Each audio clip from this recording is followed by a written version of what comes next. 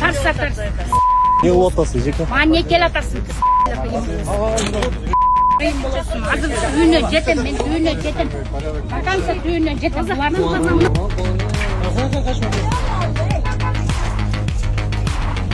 Не қыласың? Қиынмын, не? Қиынмын, не қыласың? Бишкек шаарынын мэриясынын муниципалдык инспекция тарабынан башаламан соодага каршы иш-чара уланууда.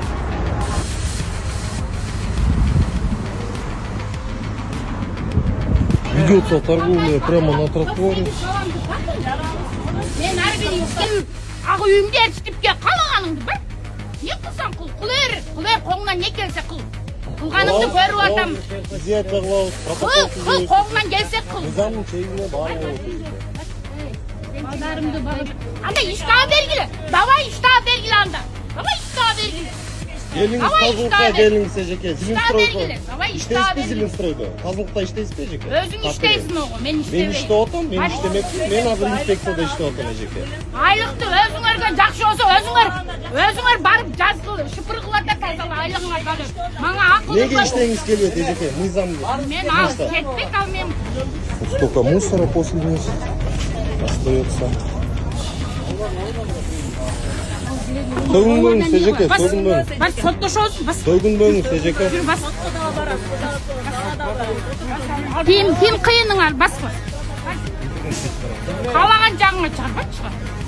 Машина чакыралым. Чакыр. В отношении данной гражданки составляется протокол.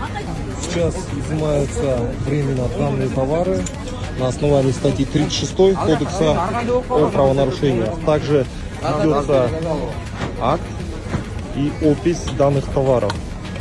Азыркы учурда Кыргыз Республикасынын Укугулар жөнүндө кодексинин 36 беренесине ылайык бул мыйзам бузган жарандын бүлкү убактылуу алынууда. Ой, узундук не какой, не кимет. Еще много, бети жок, бет так страшная такая, черная. Но бети жок, бет так, шулардын үстүнөн козгоп.